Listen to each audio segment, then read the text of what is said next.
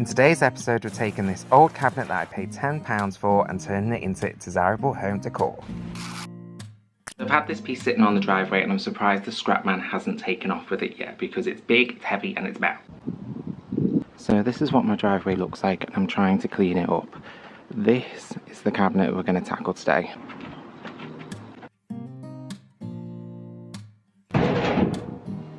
I was actually planning on working on this inside the house, but it weighs a ton and I'm not so sure I want that in there on my wooden floors. So this might be an outdoor project.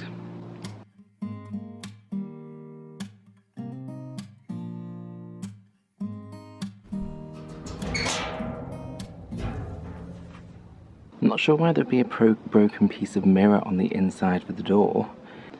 It's obviously got a lot of rust. There's a lot in the bottoms particularly bad. So it's completely rusty. We're due a heat wave now, so it's not the most ideal time to be working outside. I'm going to be sweating.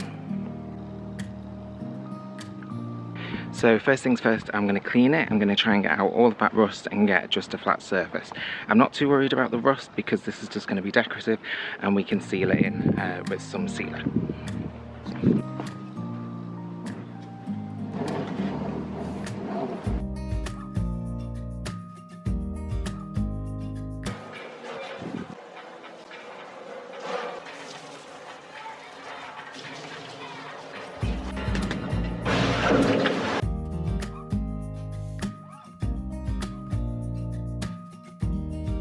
Just look at all that rust water. While it dried, I knew I wanted to add some more details. I remembered that I had these old buttons that looked a bit like rivets, but I didn't have enough of them, so I decided to cut out a few little bolt-looking details on the laser cutter. I glued these together with some super glue, and these are available along with the painting products on our website at 81vintage.co.uk if you need some for your projects. For the buttons, I just used my Dremel tool and whizzed off the little hoop at the back. I did this while listening to Jamie Ray's latest thrift haul. Wire, it really does look like antique fencing. So I wasn't quite sure what colour I wanted to go for, so I decided I'm going to mix my own colour of Fernie paint and I'm going to go for a really dark navy. We have got a navy colour. It's called Navy Boat, a play on Gravy Boat, but it's a nice navy colour, but I just want to tint it a little bit darker. So I've got an empty tub of black paint. I'm going to pour in quite a lot, probably about half a tub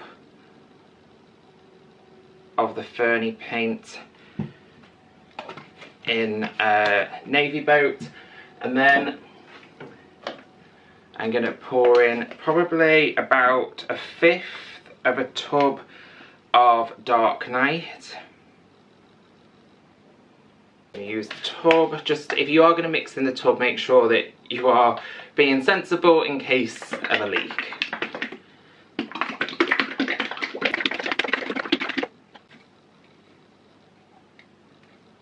And that has darkened it up quite a bit. So I'm going to keep playing with this. I'm thinking I'm going to add a little bit more black. But what I am going to do next is, because I want to make this an all-in-one paint as much as possible, I might do 2 coats with it, but I'm going to add in the Fernie Paint Clear Coat in satin. That's the colour that or the finish that we sell it in at the moment. So I'm going to, yeah, that's the mix. Add that in. Shake that up, and what that's going to do is that's going to turn that into a one-step paint, so it's got a built-in sealer now.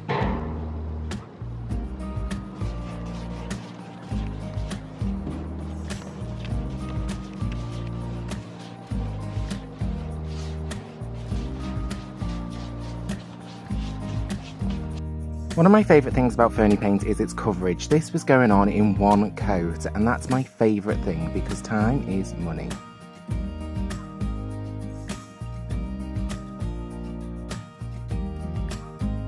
Heat's actually warming up whatever this mirror was held on with, the adhesive, so I'm just able to carefully remove it.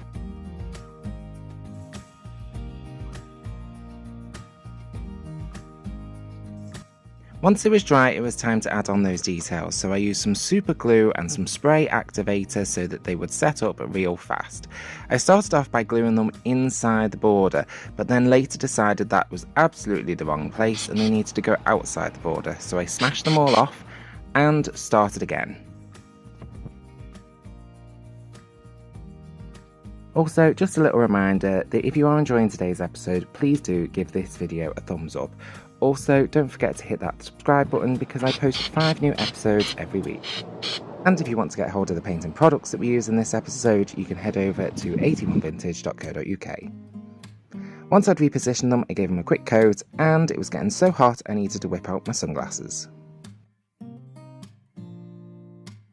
I also gave the inside a full coat of Black Knight by Fernie paint mixed with some of that top coat sealer.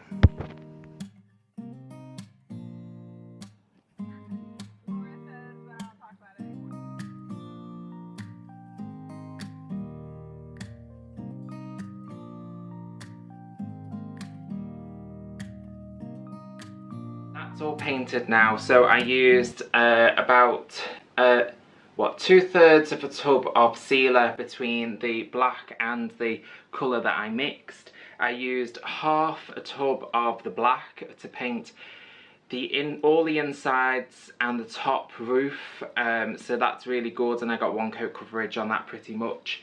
And then about 1/3 of this tub left.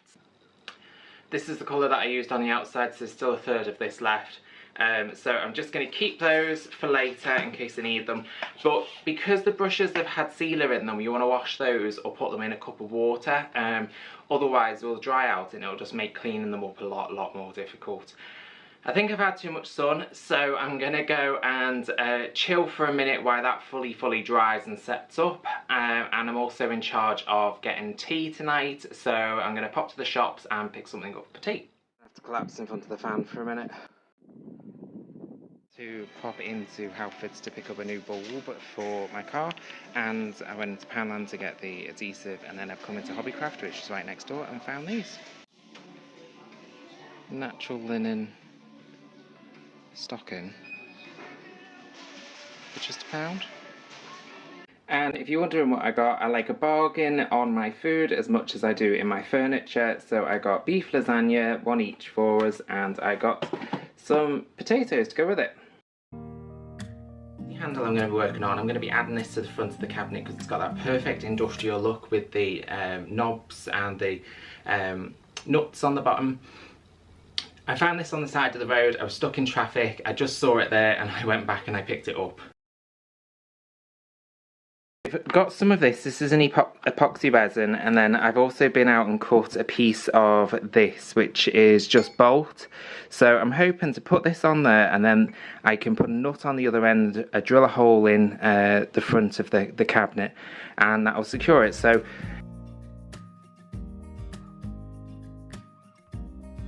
I did all this and went through all the effort of getting it, and you'll see later in the episode it wasn't worth it. But whilst that dried, I went outside and I gave the cabinet a quick sand with 220 grit all over, just to expose some of that texture and to bring back some of those rust details.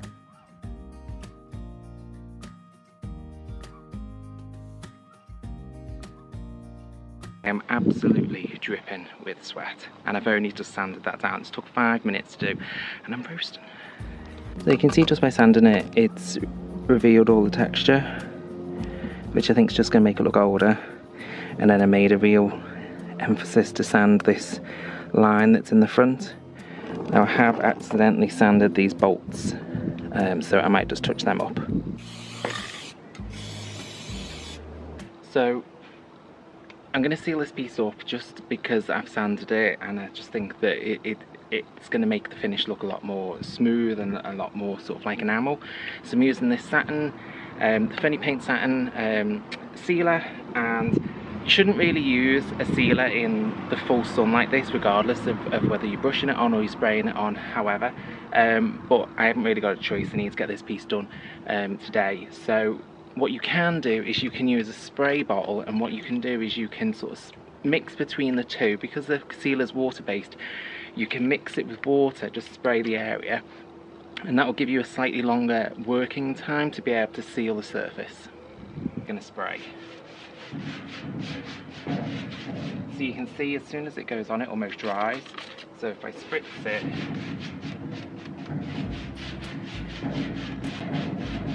it thins it out a little bit and it gives me a little bit more work time. So I'm going to have to be quick, but I can get this done.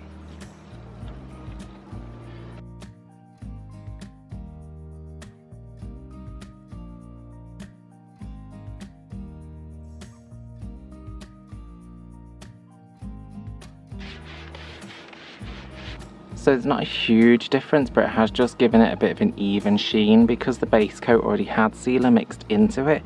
It's not made a massive difference, but it has just unified the whole side. As I said, you don't need to do that. You only need to do that where it's really, really hot and you can't work in the shade. So if you can work in the shade or you can work on a slightly cooler day, do that. That's the important bit.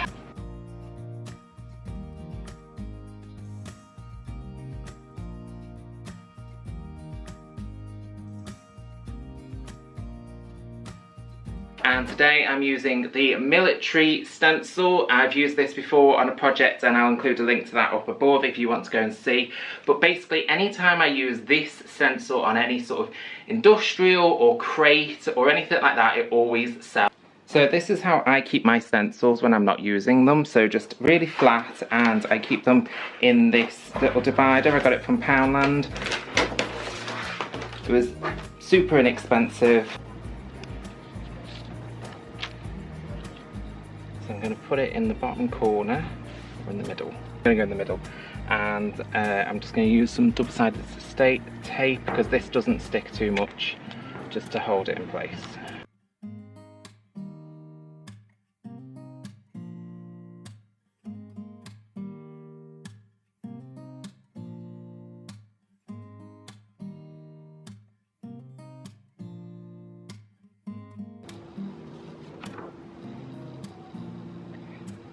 And then that'll get distressed.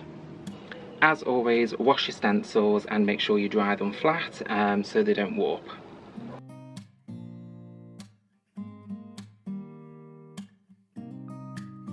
I wanted those nuts and bolts to be a little bit more prominent, so I used some of that leftover white paint and just a cloth to take away the harshness of it, to give it a more subtle but pronounced look.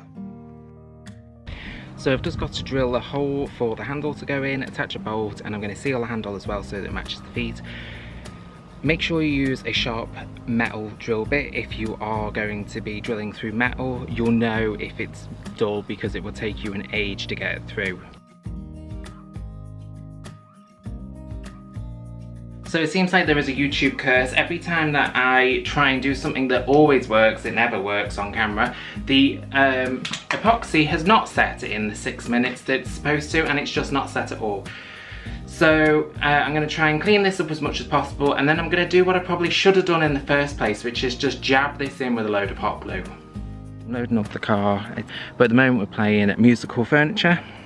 So this piece was living in the back of the car and it was a nightmare, so I haven't got anywhere else to store it, so it's going to have to stay outside for tonight. And then I have loaded the car up with the first load of stock to go to the new shop. I've been bitten good style out there.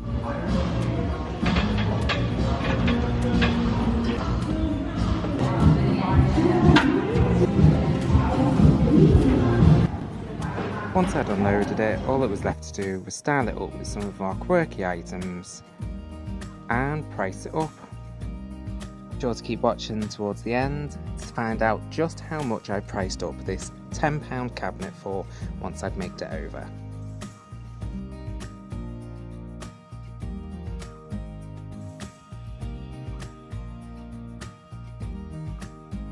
And as always, I hope you enjoyed this episode, and be sure to hit that subscribe button, and I'll catch you on the next one.